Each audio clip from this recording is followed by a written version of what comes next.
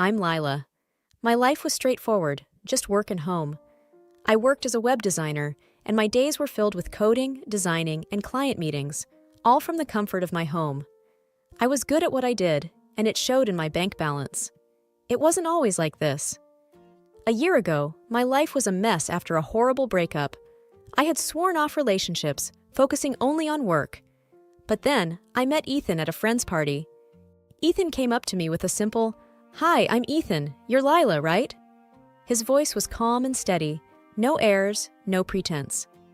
"Yes, that's me," I replied, taking in his casual attire and easygoing smile. We talked about everything that evening, from movies to our hobbies. He mentioned he worked in sales and seemed to enjoy his job. "You must love what you do," he commented after I explained my work. "I do," I smiled. "It's more than just a job for me." He nodded, and we continued chatting for what felt like hours. By the end of the evening, we had exchanged numbers. It wasn't long before our casual chats turned into dates, and our dates turned into serious discussions about our future together. Ethan was different from the men I'd known. He was kind, attentive, and seemed genuinely interested in my life. I remember our third date distinctly. We were sitting in a small cafe, and he handed me a bouquet of flowers. "For you," he said simply. "Oh, Ethan, they're lovely," I replied, taken aback by the gesture. "I thought they'd make you smile," he grinned. We dated for a few months, and everything felt perfect. So when Ethan proposed, I didn't hesitate. We had a simple wedding and moved in together. My house, spacious and filled with the memories of my single life, now echoed with our shared laughter. However, things took a turn when Ethan came home one day looking distressed. "I lost my job, Lila," he began, avoiding my gaze. I was stunned, but tried to be understanding. "It's okay, Ethan. We'll manage. You'll find another job soon." He looked relieved. "Thank you for understanding. I promise I'll make this right." I believed him. Truly I did. But as days turned into weeks and weeks into months, with Ethan not working and his job interviews leading nowhere, my patience began to wear thin. As the days went by, my trust in Ethan waned, replaced by an unsettling anxiety. Our financial situation was still stable thanks to my job, but Ethan's attitude towards employment became increasingly lackadaisical. One evening, I overheard him talking on the phone.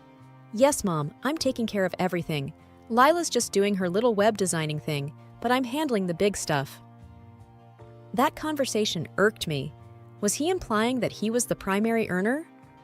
A week later, his sister Elsie dropped by for a visit. She and I never really got along. Our beliefs and lifestyles were polar opposites. She had chosen a life completely centered around her home and husband, a choice I respected but couldn't understand. The moment she walked in, she started inspecting the place. "Lila, don't you ever dust around here?" she commented, running her finger along a shelf. "We've both been busy, Elsie," I said, trying to remain calm. She smirked. "Well, maybe if you focused less on work and more on your home." "Elsie, Lila's doing a lot, okay? You don't need to come here and criticize." Ethan quickly interjected, trying to mediate. Elsie raised an eyebrow. "Oh, I know you're taking care of everything, Ethan. I just feel bad you married someone who can't even keep a house tidy." I was fuming. "Elsie, it's not just my job to keep the house clean. Ethan lives here too." Ethan glanced at me, then at his sister, a silent plea in his eyes. "Let's not discuss this here," he said softly. Elsie smirked. Of course, wouldn't want to make things uncomfortable. But remember, Ethan, a man's role is to provide. I was left seething as Elsie sauntered out, leaving a trail of tension in her wake. Later that evening, I tried talking to Ethan. "Why does Elsie think you're the main provider? Why is she under the impression that I'm just sitting around doing nothing?" Ethan looked uncomfortable. "Look, Lila, I might have mentioned to her that I'm handling a lot of things. I didn't want her or Mom thinking less of me because I'm not working." "That doesn't give you the right to belittle my contribution, Ethan. We're supposed to be a team," I replied, frustration evident in my voice. Ethan sighed. "I'm sorry, Lila. I'll clear things up with Elsie and Mom. Please give me some time." The days that followed were full of tension. Every morning, as I settled into my home office, the same nagging thought kept bothering me. Was Ethan being truthful? How much more was he keeping from me? It was one evening, as I sat down to pay some bills, that I noticed something off. A hefty amount had been transferred monthly from our joint account to an unfamiliar one. Curiosity piqued, I decided to dig deeper. I approached Ethan as he lounged on the couch. "Hey, I noticed some transfers from our account. Do you know anything about it?" Ethan looked up, startled. "Oh, yeah, that's just some money I've been sending to Mom to help her out." I raised an eyebrow. "Help her out? With what? And why didn't you tell me?" He hesitated. "Well, she has some expenses, and since I'm not working, I thought I'd support her with our savings." I was taken aback. "Ethan, that's our money. We should be discussing these things together. It's a considerable amount." Ethan looked away. "I didn't think it was a big deal, Lila. She's family." Frustration bubbled up. "But so am I. Why didn't you talk to me about this?" I didn't want you to worry," he muttered. My voice began to tremble with anger. "Ethan, keeping secrets, especially about money, isn't right. We made a commitment to each other. This isn't how it's supposed to work." He sighed. "I know, Lila. I didn't want to feel useless. I wanted to at least do something for my family since I can't for ours right now." I looked at him, tears in my eyes. "But you are doing something. You're sharing your life with me. We need trust and transparency. Without that, what do we have?" Ethan lowered his gaze. "I'm sorry, Lila. I messed up." I took a deep breath. "We need to fix this, Ethan, starting with being honest about everything." He nodded, looking genuinely remorseful. "I promise, no more secrets." But as the night wore on and I lay in bed, I couldn't shake off the feeling of betrayal. In the wake of our last conversation, things felt even more strained between Ethan and me. Though he promised transparency, my own curiosity led me on a path to uncover the depth of his deception.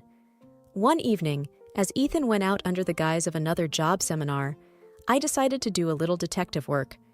Going through our financial statements, I traced back every transaction to his mother's account. The sums were large, far more than one would need for general assistance. I picked up my phone and called my friend Jane, who worked at a bank. "Hey, Jane, I need a favor," I began, hesitating. "Can you help me look into an account? I think something's off." There was a pause on the other line before Jane replied, "Lila, you know that's not exactly legal." "I know, but I'm desperate," I admitted. "I promise, I won't get you in trouble." After hearing my story, Jane hesitated for a moment and then said, "Okay, send me the account number. I'll see what I can do." A day later, she called me back with information that confirmed my suspicions. "Lila," Jane began, her voice low, "the money Ethan's sending to his mother? It's not just sitting there. It's being funneled into an investment account, and the amounts are substantial." My heart sank. "Investment account?" "Yes, and the worst part is, it's under both his mother's and his name." I was speechless. Not only was he giving away our savings, but he was also making investments without informing me.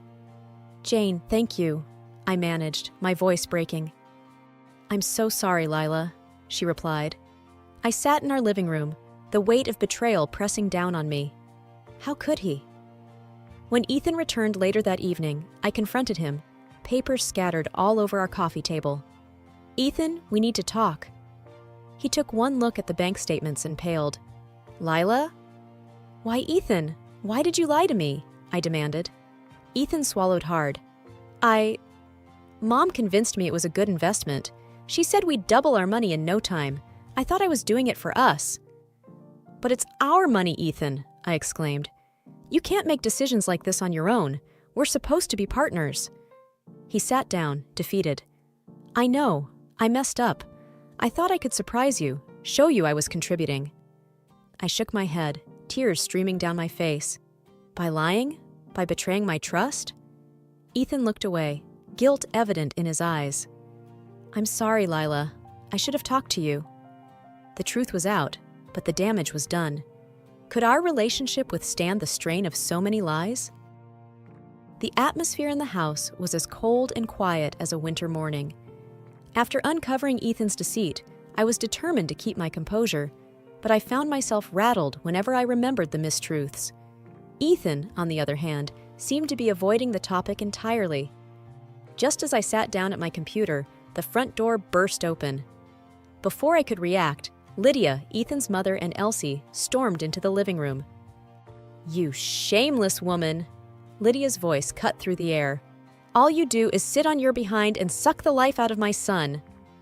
Elsie chimed in with a smirk. "Always knew you were a leech, just waiting to latch on to someone better off." I took a deep breath, gathering my thoughts before replying.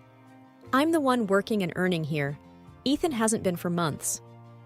Ethan stood off to the side, his eyes darting between us. I hoped, expected, that he would say something, defend me. But he remained silent. Lydia, her face red with rage, took a step forward. "You expect us to believe that? My son has been the one supporting this family. You've just been enjoying his hard work." Elsie nodded in agreement. "Honestly, I don't know what he saw in you. You're just a lazy housewife, living off someone else's money." Their words were like salt on an open wound. But more painful than their false accusations was Ethan's silence. He just stood there, watching the scene unfold without uttering a word in my defense. Taking a deep breath, I stood tall and looked straight into Lydia's eyes. "All I ask is for the money Ethan transferred to you, returned. It's rightfully ours, not just his." Lydia's face twisted in rage. "How dare you? That's my son's money, and I'll decide what to do with it." Despite the fury in her eyes, I didn't waver. "It's our money, Lydia. Earned by me, not him." She stared at me for a moment, the room silent except for our heavy breathing. Then, with a huff, she turned on her heel, Elsie following close behind. "This isn't over!" Lydia spat as she stormed out of the house. The door slammed shut behind them, leaving a lingering echo. I turned to Ethan, waiting for him to say something, anything. But he just looked down, avoiding my gaze. The gravity of the situation weighed heavily on me. Not only was there deceit about money, but I was also fighting a battle with his family on my own. His silence hurt more than any deceit ever could. A few days after the confrontation, I sat in my home office, distracted by everything that had occurred. The tranquility of my workspace, usually a haven for creativity, now felt stifling. Taking a sip from my coffee, I pondered on how to reclaim my dignity and pride. The first step was clear. I accessed my online bank, scrutinizing every transaction, noting down each suspicious transfer. The amount Ethan had funneled to his mother was staggering. Money I had earned with sweat and sleepless nights, taken without my knowledge. A message pinged on my computer. It was from Lucy, a friend since college, and also a brilliant lawyer. I had confided in her about the whole situation, and she was eager to help. "Hey, I've looked into your situation. Let's meet for lunch?" her message read. We met at a quiet bistro, away from prying eyes. "So," Lucy began, stirring her iced tea, "I've been doing some digging, and I think we have a solid case here. It's about time we put Ethan and his family in their place." I nodded, taking a deep breath. "I just want what's rightfully mine, Lucy. I can't let them get away with this." Lucy's eyes gleamed with determination. "Trust me, they won't." Weeks turned into a whirlwind of paperwork, meetings, and strategy sessions. Lucy and I, along with a team she'd put together, found evidence not only of Ethan's deceit, but also questionable transactions involving Lydia's accounts. It was a spiderweb of lies and deceit, with Ethan and Lydia at its center. One evening, after another exhaustive session, Lucy looked at me and said, "It's time. Let's serve them the papers." The next morning, Lucy and I drove to Lydia's place. Ethan's car was parked outside. Perfect. We rang the bell, and Elsie answered, her face a mask of fake surprise. "Oh, it's you," she sneered. "We're not here for games," I said coldly. "Is Ethan here?" Before Elsie could reply, Ethan emerged from the living room. His confident smirk vanished as Lucy handed him an envelope. "You're being sued," she said crisply. "For fraud and theft. I'd advise you to get a lawyer." His face paled. "This is ridiculous," he exclaimed. "No, what's ridiculous is you stealing from your wife and lying about it," I retorted. Lydia appeared at the door, her eyes scanning the scene. "What's going on here?" "You might want to read this too," Lucy said, handing her another envelope. As Lydia read the documents, her face went from smug to horrified. "You can't do this." I stood tall, all the pain and humiliation fueling my resolve. "I can, and I am. See you in court." Walking away from that house, with Lucy by my side, I felt a weight lifted. It wasn't about revenge. It was about justice. It was about standing up for myself when others tried to push me down. It was about reclaiming my power. And it was served cold. As the days drew closer to our court date, I braced myself for the inevitable backlash. I knew Lydia and Ethan wouldn't go down without a fight. And while I was emotionally ready, I didn't expect them to bring the battle right to my doorstep. It was a chilly evening when my doorbell rang. Peering through the peephole, I saw them, Lydia, Elsie, and Ethan, their faces a cocktail of anger and determination. Taking a deep breath, I opened the door. "Thought you'd ambush us with that lawsuit, did you?" Lydia spat out, taking a step inside. Ethan and Elsie trailed behind her, blocking the exit. "Calm down, Lydia. This isn't a good look for you," I replied evenly. "You think you can just humiliate us in public? Drag our name through the mud?" Elsie snapped, her voice dripping with contempt. "It's simple," I replied coolly. "Return the money, and this ends." Ethan, who had been silent till now, looked at me with a mix of frustration and sadness. "Is this how you want things to end? By suing your own family?" "Family?" I echoed, my voice icy. "A family doesn't steal from each other. A family doesn't lie and degrade one another." He sighed. "I made a mistake, but taking us to court? That's extreme." "It's justice," I responded, "and I'm not dropping the case." Lydia, crimson with rage, glared at me. "We won't let you tarnish our reputation. You're going to regret this." "Is that a threat?" I countered. "Everything I've done is legal. Can you say the same?" "Enough!" Ethan shouted. "This is getting us nowhere." I fixed him with a steely gaze. "You're right. It's clear where we all stand. Now, I suggest you leave." Elsie sneered. "You may have gotten the upper hand now, but remember, the courts haven't decided anything yet." "We'll see," I replied confidently. As they left, the tension in the room was palpable, but I stood my ground. They had come to intimidate, to make me doubt my course. But it had the opposite effect. Their visit only solidified my decision. There was no turning back now, and whatever the outcome, I was ready. The day of the court hearing arrived quicker than I anticipated. As I entered the building, my heels clicked sharply against the marble floor, echoing the resolute beat of my heart. There was a thrum of anticipation in the air, and I could feel eyes on me, but I remained focused, my gaze unwavering. Sitting across the room, Lydia, Elsie, and Ethan whispered among themselves, casting furtive glances in my direction. Ethan looked especially worn out, his earlier confidence replaced by clear anxiety. Lydia, on the other hand, wore a mask of defiance, while Elsie's face was set in a frown, her eyes hard and calculating. The room fell silent as the judge entered, taking her place at the bench. "We are gathered here today to discuss the matter of financial fraud and theft," she began. "Present your case." My lawyer stepped forward, presenting the evidence of the unauthorized transfers and Ethan's deception. The paper trail was undeniable, every detail meticulously recorded. The judge frequently glanced up from the documents, looking first at Ethan and then at me. Ethan's lawyer made a valiant attempt to argue that the money was gifted willingly, but the evidence against them was insurmountable. When Lydia was called to the stand, her arrogance was palpable. "That money was for my son," she declared. "It was only right that he should have it." "But it wasn't yours to take," I replied calmly when it was my turn to speak. "And it wasn't yours to keep," Lydia snapped, pointing a shaking finger at me. The judge interjected. "This isn't about family dynamics. This is about the law, and the law is clear on this matter." Hours seemed to stretch on as the proceedings continued. When the final verdict was read, vindication surged through me.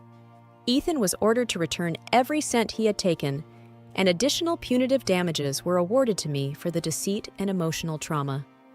After the hearing, As I stepped out into the crisp air, I felt lighter than I had in months. This was more than just a legal victory. It was my emancipation from the shackles of deception, disrespect, and manipulation. Ethan approached, his face pale. "I'm sorry," he murmured, not meeting my eyes. I looked at him, really looked at him, and for a moment, I saw the man I had fallen in love with. But that image was quickly replaced by the reality of who he had become. "It's too late for sorry," I replied. As I walked away, I felt a sense of finality. It was the end of a painful chapter in my life, but it was also the beginning of a new one where I was in control, where I was free. That evening, as I sat in my home, the silence was soothing. There were no more whispers, no more deceit, no more games. I had reclaimed my life, my dignity, and my peace. And as the sun set, casting a warm golden hue across the room, I knew that tomorrow would be a new day, full of promise and endless possibilities.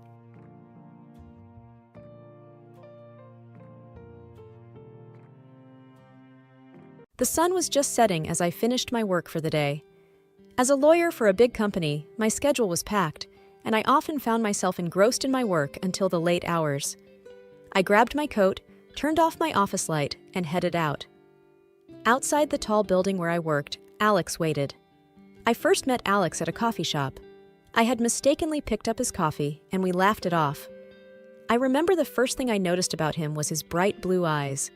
He looked at me as if he was genuinely interested in getting to know me, not just my job title or my status. Alex was different from other men I had met. "Hey, how was your day?" Alex greeted me with his warm smile. "Exhausting as usual," I replied, brushing my hair back. "You?" He chuckled. "Same. Work, work, work. But hey, dinner at that Italian place you mentioned last time?" "Sounds good to me." As we walked, he started telling me about his past. "You know, Em, my previous marriage was tough. Lucy cheated on me. It broke me," Alex said, looking distant for a moment. I felt for him. "I'm so sorry, Alex. That's tough." He sighed. "Yeah, but that's in the past. My parents took her side and stopped talking to me. The only person who stuck with me was my sister Lisa." "Oh, Lisa, I haven't met her yet, have I?" "No, but you'll like her. She's great, has the same humor as me," he said with a grin. As our relationship grew, we often met for dinners, walks in the park, and movie nights. He was sincere, kind, and considerate. His story of betrayal touched my heart, and I felt protective of him. I swore to myself I'd never hurt him. Months passed, and our bond grew stronger. We decided to take the plunge and get married. Planning a wedding was challenging with my work schedule, but Alex was there every step of the way. The day of our wedding, I remember feeling a mixture of excitement and nervousness. Alex looked dashing in his suit, waiting for me at the altar. The ceremony was beautiful. However, I couldn't help but notice the absence of Alex's family, except for a young woman with a bright smile, who Alex introduced as his sister Lisa. "Emily, meet Lisa," he said as he introduced us. She extended her hand. "Nice to meet you, Emily. Alex has told me a lot about you." I smiled. "All good things, I hope." She laughed. "Of course! Congratulations!" Despite the joy, a part of me wondered about Alex's family. Why weren't they there? Why did he only have Lisa by his side? I pushed those thoughts away, telling myself that families can be complicated. The weeks after our wedding were pure bliss. Alex and I enjoyed breakfast on the patio, dinners by the fireplace, and late-night movie marathons. The comfort and ease between us grew stronger with each passing day. But things took a turn when Alex came home from work one evening, looking quite troubled. "Emily," he began hesitantly, "there's something I need to discuss." "What's wrong?" I asked, my heart rate increasing a bit. "It's Lisa," he replied. "She's going through a rough patch. Her boyfriend has been abusive, and she needs a place to stay." I was taken aback. "Oh my goodness, that's terrible. Of course she can stay with us." "Are you sure?" Alex asked, looking relieved. "Absolutely. She's family, and we should help her out."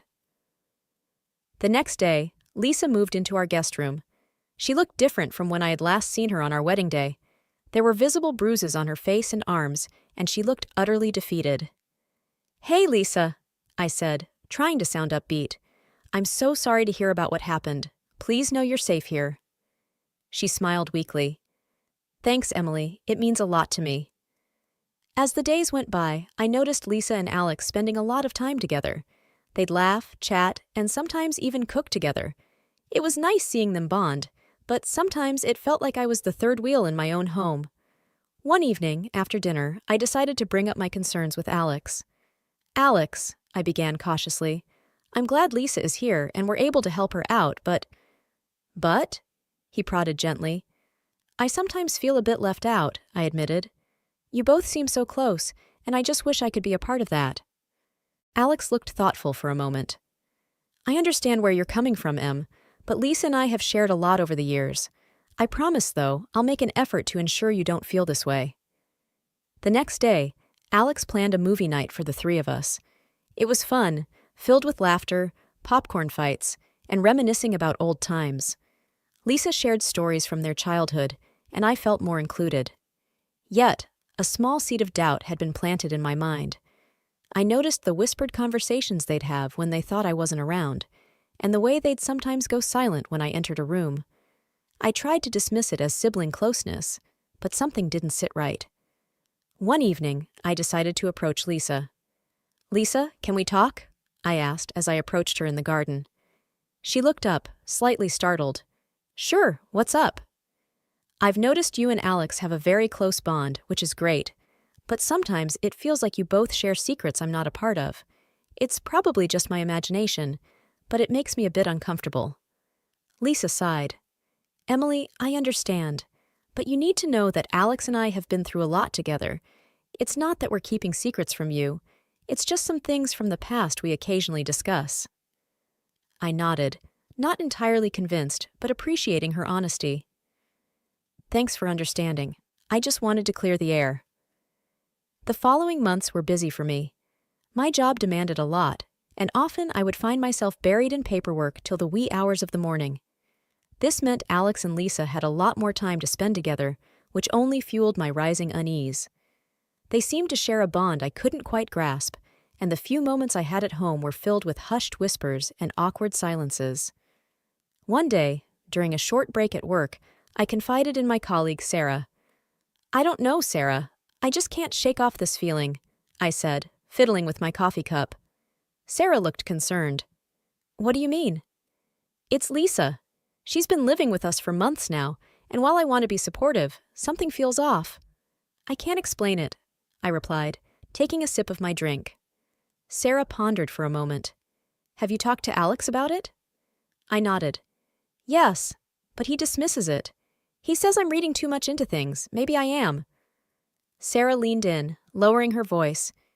You know, if you really want to ease your mind, I have a friend in the police department. Maybe he could look into whether Lisa really reported any abuse. The idea was tempting. Do you think it's a good idea?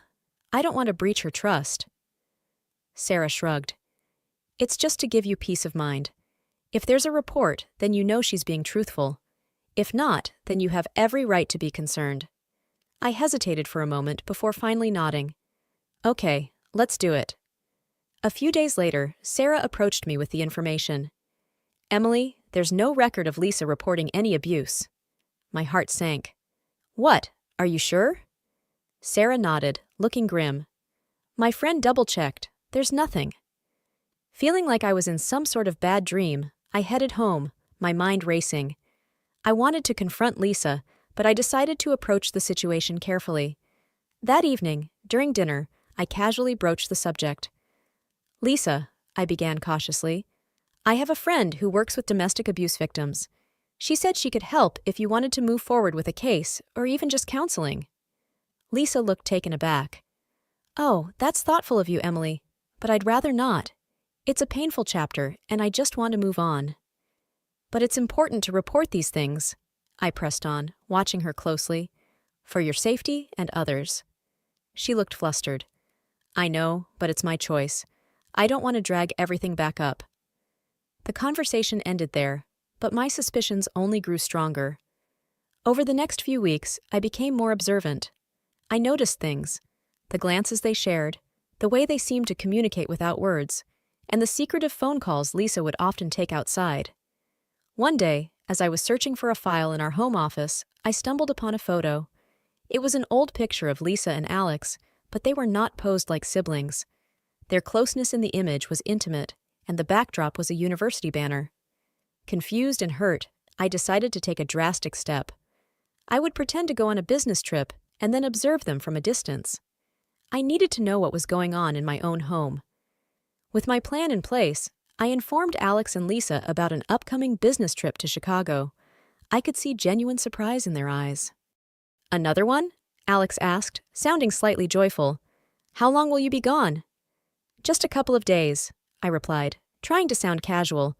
"It's a crucial meeting, and they need me there." Lisa chimed in. "Well, we'll miss you, but work is work. Take care, okay?" "Thanks, Lisa," I replied, hiding the storm of emotions inside me. The following day, I packed a small suitcase and drove to the airport, but instead of boarding a plane, I rented a car and checked into a nearby motel. I then spent the day shopping and planning my surprise return to the house. By nightfall, I parked the rental a block away from our home and approached on foot. The windows were illuminated, suggesting they were in the living room. Silently, I used my key and entered through the back door. I tiptoed towards the bedroom, and what I saw next left me reeling. There, in our bed, lay Alex and Lisa, wrapped in each other's arms. The betrayal stung deeply. "It's your own sister!" I screamed, unable to contain my shock and anger. Both of them jolted upright, panic evident on their faces. "Emily!" Alex exclaimed, jumping out of the bed. "This isn't what it looks like." I scoffed, tears filling my eyes. "Really? Because it looks like you're in bed with your sister." Lisa, clutching the sheets around her, tried to find her voice. "Emily, let us explain." "Explain?" I shouted. "How can you possibly explain this?" Alex took a deep breath. "Lisa is not my sister. She's someone I've known since university." My mind raced. The photo, their closeness, the secrets. It all made sense now. "So, all this time you lied to me? About everything?" I questioned, trying to grasp the magnitude of the deception. Lisa finally spoke. "We didn't plan for it to go this far, but when we met you, and you were so kind and generous, we just went along with it." I looked at Alex, searching for some sign of remorse. "Why, Alex? Why did you marry me if you loved her?" He looked down, guilt evident in his eyes. "I thought I could move on from her. You were everything I ever wanted, but old feelings, they resurfaced." Fighting back tears, I said, "You both betrayed me. In my own home. I can't even look at either of you." I turned and left the room. The next morning, I sat in the office of my good friend and fellow lawyer, Jenna. She had always been a pillar of support, and I knew I could trust her with my situation. Jenna looked at me, her face a mixture of concern and anger. "Emily, this is just unbelievable. How could they do this to you?" "I was a fool," I muttered, my gaze fixed on the floor. "I believed him, trusted him." She leaned forward, taking my hands in hers. "It's not your fault. He's the one who lied." I took a deep breath. "I want to take this to court, Jenna. I need to make sure they pay for what they've done." Jenna's eyes narrowed with determination. "You have every right to. Let's go over the details, and we'll build the strongest case possible." Over the next few weeks, Jenna and I delved deep into the laws concerning fraud and deception in marriages. I was determined to ensure Alex faced the consequences of his actions. One evening, Jenna called me with some news. "Emily, I've managed to get in touch with Alex's ex-wife. She's willing to help us." A rush of relief and gratitude filled me. "Thank you, Jenna. This could be the key we need." A few days later, Alex's ex-wife, Marianne, came to meet me. She was a petite woman with a steely determination in her eyes. "Emily," she began, extending her hand, "I'm so sorry for what you're going through. Alex has a history of deceit, and I experienced it firsthand." I nodded, taking a seat across from her. "Tell me everything." She sighed. "We were in love, or so I thought. But then I found out about his affair with Lisa. When I confronted him, He painted me as the villain, told everyone I was the one cheating. Tears glistened in Marianne's eyes. I was left with nothing. I squeezed her hand gently. Together, we can ensure he doesn't hurt anyone else. A determined look crossed Marianne's face. I still have all the evidence, text messages, photos, everything. We can use it in court. Our strategy was becoming clearer. With Marianne's evidence and my testimony, we had a robust case against Alex. In the midst of our planning, Jenna received a surprising call. "Emily," Jenna said, her face pale, "it's Alex's parents. They want to meet you." The next day, I found myself face to face with two elderly individuals, their faces lined with age and sorrow. "Mrs. Clark," began the father, his voice quivering, "we're so sorry. We tried to warn you, but we didn't know how." The mother, tears streaming down her face, added, "We disowned Alex after what he did to Marianne, but we never imagined he'd do something like this again." Their words only fueled my determination. "We're taking this to court. He won't be able to hurt anyone else." The day of the trial had arrived. My heart raced as I entered the courthouse, Jenna by my side. The courtroom was filled to capacity, a testament to the gravity of the case and the scandal surrounding it. As I took my seat, I saw Alex and Lisa across the room. They were huddled together, whispering amongst themselves. Alex glanced in my direction, a flash of guilt crossing his eyes. Jenna leaned over and whispered, "Stay strong, Emily. We've got this." Before I could reply, the judge entered the room and everyone fell silent. The trial began with opening statements. Jenna presented our case powerfully, laying out the web of deceit spun by Alex and Lisa.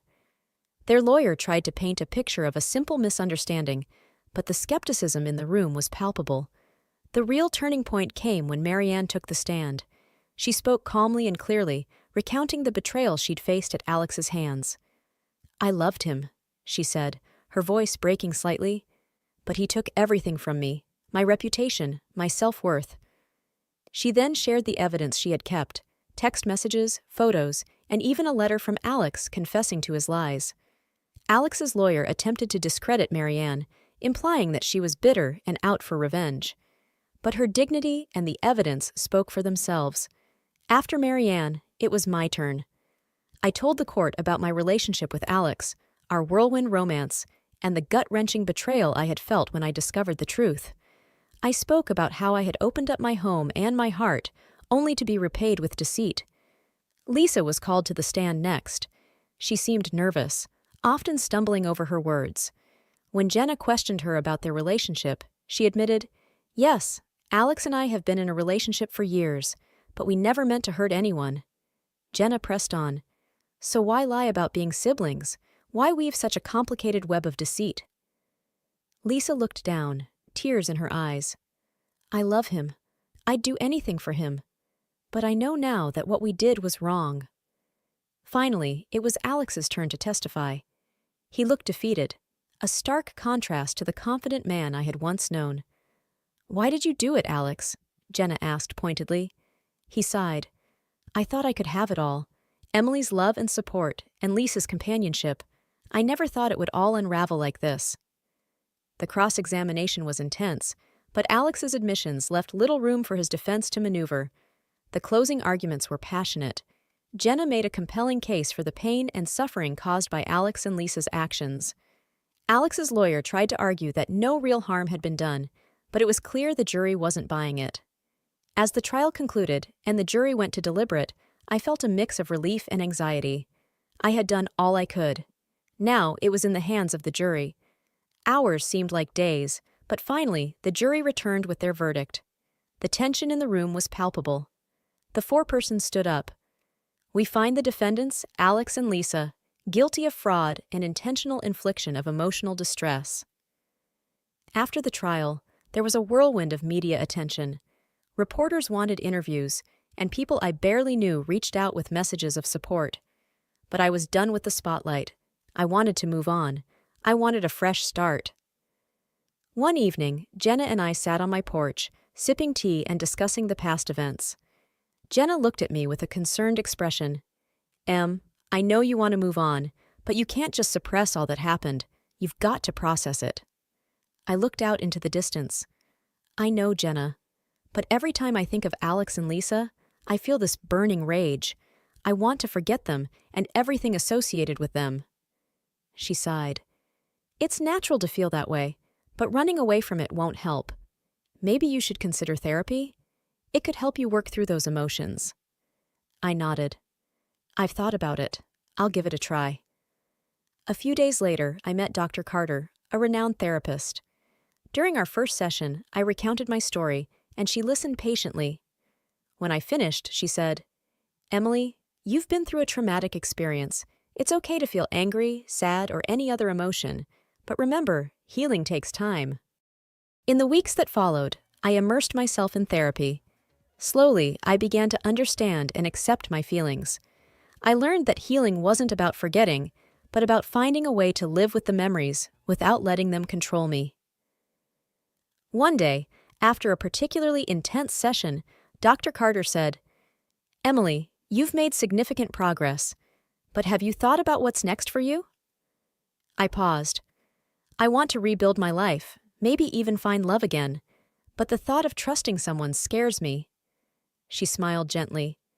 It's natural to feel that way. But remember, not everyone is like Alex. When you're ready, you'll find someone who values and respects you for who you are. Months passed, and I threw myself into work, taking on challenging cases and fighting for justice. My reputation as a tenacious lawyer grew, and so did my confidence. One evening, while working late at the office, I heard a knock on my door. I looked up to find Mark, a fellow lawyer whom I'd worked with on a few cases. "Hey, Emily, working late again?" he asked with a warm smile. I smiled back. You know me, always chasing deadlines. Mark chuckled. "Want to grab a coffee? Take a break?" I hesitated for a moment, then thought, why not? "Sure, let's do it." Over coffee, Mark and I chatted about everything, work, life, and even my ordeal with Alex. Mark was understanding and supportive. "You're incredibly strong, Emily. Not many could come out of such a situation with so much resilience." We started spending more time together, grabbing lunches, attending events, and even going on hikes during weekends. It was refreshing to be with someone who understood me and didn't judge my past. One evening, as we sat by the beach watching the sunset, Mark turned to me. "Emily, I really like spending time with you. I know you've been through a lot, and I won't rush you, but I want you to know that I care about you." I looked into his eyes, seeing sincerity and warmth. "Thank you, Mark. I appreciate that. I'm still healing, but it feels good to have someone like you by my side." Mark smiled and took my hand. "We'll take it one day at a time." As days turned into weeks and weeks into months, Mark and I grew closer. I realized that life had given me another chance at love, and I wasn't going to let my past hold me back.